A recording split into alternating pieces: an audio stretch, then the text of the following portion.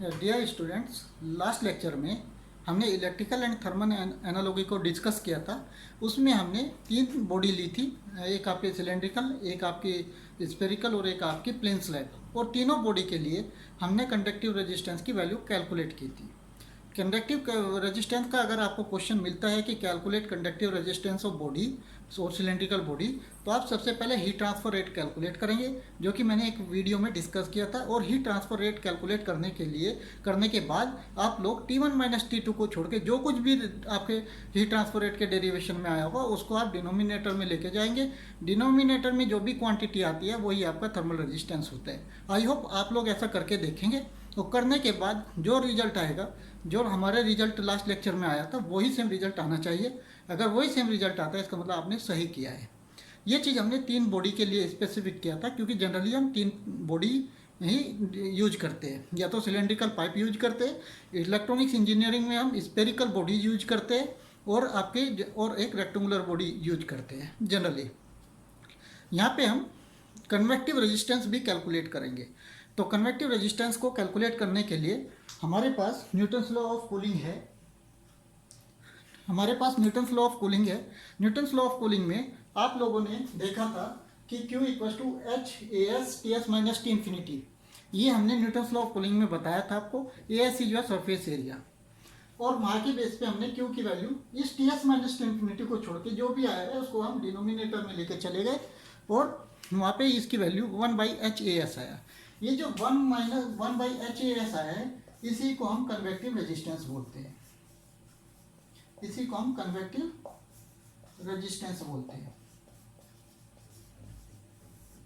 Convective resistance तो हमने conductive resistance तीन बॉडी के लिए कैलकुलेट किया है, और कन्वेक्टिव रेजिस्टेंस भी हमने कैलकुलेट कर दिया है। आइए अब हम सीरीज एंड पैरेलल कनेक्शन की बात करते हैं। जैसे आपने इलेक्ट्रिकल इंजीनियरिंग में सीरीज और पैरेलल कनेक्शन किए थे, ऐसे ही हम यहाँ पे कुछ सीरीज एंड पैरेलल कनेक्शन बनाएंगे डिफरेंट बॉडी को लेके, और उसका क्या बेनिफिट होगा ये हम देखते हैं।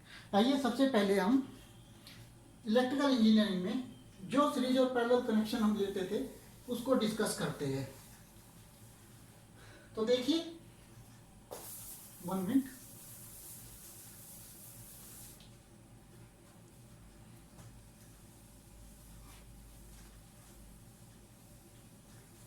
आई थिंक कि जब बोर्ड साफ रहता है तो शायद क्लियरिटी ज़्यादा रहती है।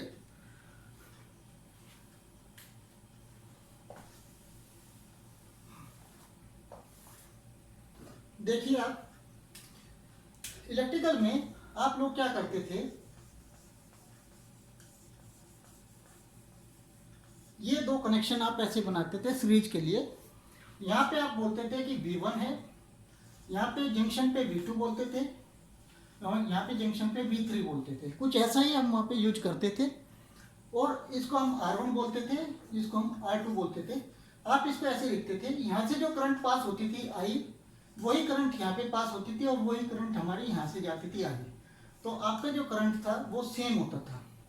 तो जब ये कनेक्शन आपने बनाया था, इसको हम क्या ऐसे लिख सकते थे, V1 minus V2 divide by R1, और इसको हम ऐसे भी लिख सकते थे V2 minus V3 divide by R2, और इसको हम ऐसे भी लिख सकते थे V1 minus V3 divide by R1 plus R2।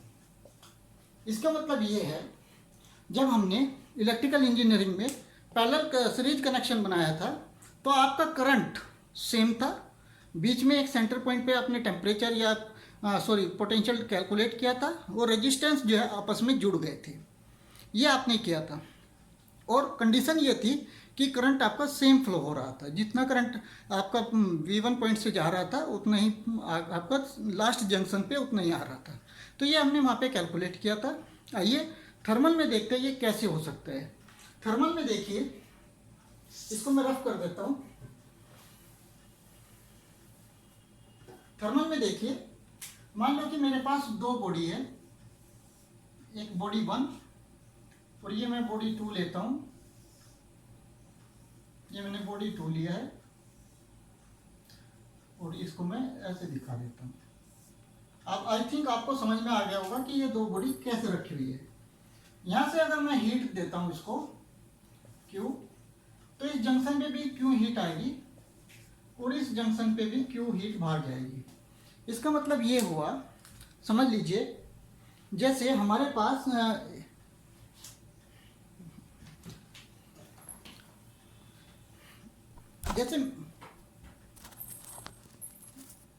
जैसे हमारे पास ये बॉडी है, ये मैंने मान लो एक प्लेन स्लैब लिया है, इसके पीछे एक बॉडी, दो बॉडी और तीन बॉडी, तीनों अटैच है। तो हीट आपकी यहाँ से एंटर करेगी, पहली बॉडी पे जाएगी, यहाँ पे आएगी, यहाँ पे फिर दूसरी बॉडी होगी उससे आएगी, और फिर एक तीसरी बॉडी होगी उससे जाएगी, चौथी होगी, चौथी जाएगी, दो भी हो सकती है, एक से ज़्यादा होगी। तो आपकी देखिए जितनी हीट यहाँ से एंटर कर रही है उतनी ही हीट आपकी यहाँ से बाहर जाएगी। और यहाँ पे जो दूसरी बॉडी है तो उस पर हीट कितनी आई, जितनी यहाँ से निकलेगी वही हीट दूसरी बॉडी में आएगी। यहाँ पे मान लेते हैं कि दूसरी बॉडी है, देखिए ये एक बॉडी है, एक दूसरी बॉडी है, एक तीसरी बॉडी है, आप ऐसे समझ लीजिए इसको, दो बॉडी है, दो बॉडी है। तो जितनी हीट यहाँ से एंटर करेगी उतनी ही हीट यहाँ पे आएगी, इसके साथ दूसरी बॉडी अटैच है, उतनी ही हीट वो रिसीव करेगी और उतनी हीट वो रिजेक्ट करेगी। इसका मतलब क्या हुआ कि फ्रीज कनेक्शन में आपकी जो हीट है वो सेम रहेगी। अगर मैं इसको इलेक्ट्रिकल की तरह बनाऊं तो मुझे ये ऐसा दिखाई देगा, 1 and 2, this is temperature T1, this is suppose temperature T3, this is suppose temperature T2। मैंने इसको T1, T2, T3 मान लिया, T3 मैंने जंक्शन पे मान लिया है। तो मैं इसको ऐसे लिखूंगा, T1 minus T3 divide by R1 equal to T3 minus T2 divide by R2, और इक्वल टू हो जाएगा आपका T1 minus T2 divide by R1 plus R2। ये आपके किसके इक्वल होगा, ये आपका हीट ट्रांसफर रेट का होगा। और R1 क्या है, R1 की वैल्यू होगी L1 divide by K1 A1, और R2 की जो वैल्यू होगी वो होगी L2 divide by K2 A2। ये मैंने प्लेन स्लैब के लिए लिया है, ठीक है। आप इसको ऐसे भी समझ सकते हैं, जैसे अगर मैं रूम की वॉल को देखता हूँ, घर के अंदर जो दीवार होती है उसको देखता हूँ, तो अंदर की साइड एक प्लास्टर होता है, फिर एक ब्रिक की वॉल होती है, और उसके बाहर उसके बाद फिर से प्लास्टर होता है। तो यहाँ पे 3 लेयर हुई। अगर मान लो इसी वॉल को मैं लेता हूँ, इस वॉल को मैं कंसिडर करता हूँ, तो ये एक आपका प्लास्टर हुआ, इसके अंदर एक ब्रिक की वॉल होगी और उसके बाद फिर प्लास्टर होगा। और अगर यहाँ से हीट मैं डाल रहा हूँ, यहाँ से हीट हो रहा है, तो क्या होगा, पहले वो इस प्लास्टर के पास जाएगी, फिर वो ब्रिक की वॉल के पास जाएगी, और फिर वो नेक्स्ट जो इसमें प्लास्टर होगा वहाँ पे जाएगा। इसका मतलब ये तीनों plaster, brick wall and next plaster, ये तीनों सीरीज में हैं। आई होप आपको ये समझ में आया होगा सीरीज कनेक्शन। सीरीज कनेक्शन का दूसरा एग्जांपल आप ऐसे ले सकते हैं, मान लो कि किसी एक पाइप के थ्रू, मान लो ये एक पाइप है, ये एक पाइप है, इसके थ्रू आपका हीट ट्रांसफ़र हो रहा है, हीट आपकी ऐसे बाहर जा रही है, मतलब रेडियली बाहर निकल रही है। आपके मान लो कि इस पाइप के अंदर स्टीम फ्लो कर रही है, तो स्टीम गर्म है, और ये मेटल का पाइप है, तो उसमें से क्या होगा, हीट बाहर निकलेगी, तो वो हीट ऐसे सरफेस से आउटवर्ड की तरफ बाहर होगी। मैं क्या करता हूँ, इसके ऊपर एक दूसरा पाइप की लेयर लगा देता हूँ, कोई इंसुलेटिंग मटेरियल लगा लेता हूँ। अब क्या होगा, फिर मैंने क्या किया, एक तीसरा और लगा लिया, मान लो 2 भी लगा सकते हैं। अब क्या हुआ, हीट कैसे पास करेगी आपकी, मैं यहाँ पे एक डायग्राम के थ्रू आपको समझाता हूँ। मान लीजिए ये मैं आपको सीरीज कनेक्शन बता रहा हूँ। मान लीजिए आपके पास ये एक पाइप है,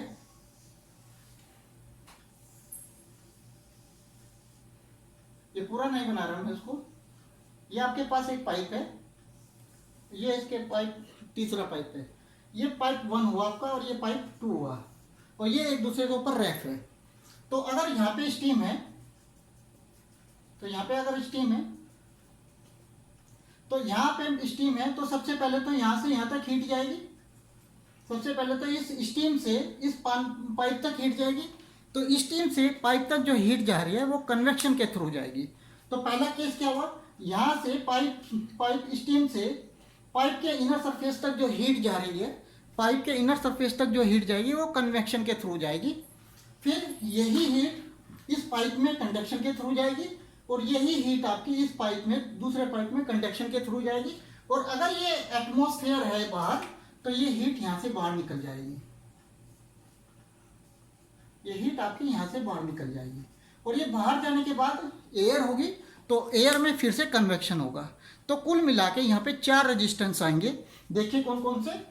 एक पाइप ये वाला यहाँ से यहाँ तक आपका क्या होगा, कन्वेक्शन होगा। यहाँ से यहाँ तक ये मेटल का है। ये जो पाइप है ये मैं ऐसे बना देता हूँ। ये जो पाइप है ये वाला, यहाँ से यहाँ तक हीट आपकी कंडक्शन से जाएगी और यहाँ से यहाँ तक फिर कंडक्शन से जाएगी। और मान लो कि इसके बाहर एयर है आपकी, इसके बाहर आपकी एयर है, तो वहाँ पे हीट आपकी कन्वेक्शन से बाहर जाएगी। तो इस पाइप को ड्रॉ करने के लिए मैं ऐसे डायग्राम बनाऊंगा। 1 2 3 4। मान लो कि जो स्टीम है उसका टेम्परेचर T1 है, जो पाइप का इनर सरफेस है उसका टेम्परेचर T2 है। यहाँ पे टेम्परेचर T1 होगा, इस स्टीम का टेम्परेचर T1 मान लेते हैं। यहाँ पे टेम्परेचर T2, यहाँ पे टेम्परेचर T3, यहाँ पे टेम्परेचर T4।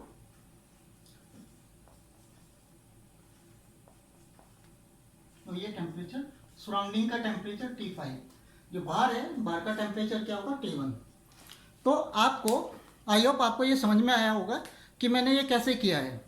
देखिए सबसे पहले आपका अंदर स्टीम फ्लो कर रही होगी, तो स्टीम का कुछ टेम्परेचर होगा, उसकी वजह से आपकी स्टीम की वजह से आपकी क्या होगा, वहाँ पे कन्वेक्शन से हीट जाएगी पाइप में, फिर पाइप में कंडक्शन होगा, फिर दूसरे पाइप में कंडक्शन होगा और दूसरे पाइप से बाहर निकलते हुए फिर आपका कन्वेक्शन होगा। इसको हम डिटेल में पढ़ेंगे जब आप न्यूमेरिकल करेंगे। तो यहाँ पे हम कैलकुलेट कर सकते हैं, आपको समझ में आया होगा कि रेजिस्टेंस कैसे हो रहा है। तो अगर कहीं पे आपका मीडियम, अगर आपका मीडियम कहीं पे लिक्विड और सॉलिड दोनों है, तो वहाँ पे कंडक्शन और कन्वेक्शन दोनों होगा। फॉर एग्जांपल अगर मैं इस रूम की बात करता हूँ, तो रूम में एयर है, एयर में कन्वेक्शन हो रहा होगा, वही कन्वेक्शन एयर यहाँ से यहाँ तक कन्वेक्शन की वजह से ही ये गर्म होगा। अगर इस रूम का टेम्परेचर ज़्यादा है, ये गर्म होगी किसकी वजह से, कन्वेक्शन की वजह से। उसके बाद इससे जो प्लास्टर से अंदर ही हीट जाएगी वो कंडक्शन से जाएगी, फिर ब्रिक वॉल में जो जाएगी वो भी कंडक्शन से जाएगी, और ब्रिक वॉल के बाहर जो प्लास्टर होगा उसमें भी कंडक्शन होगा। और अगर उसके बाद दूसरा कोई रूम है या वो ओपन स्पेस में है, फिर वहाँ पे जो हीट आएगी वो कन्वेक्शन के थ्रू बाहर चली जाएगी। आई होप आपको ये समझ में आया होगा। ये जो केस हुआ आपका, ये आपका हुआ सीरीज कनेक्शन। अब हम पैरेलल कनेक्शन की बात करते हैं। पैरेलल कनेक्शन की, पैरेलल कनेक्शन देखिए आपका कैसे होता है। पहले हम इलेक्ट्रिकल की बात करते हैं।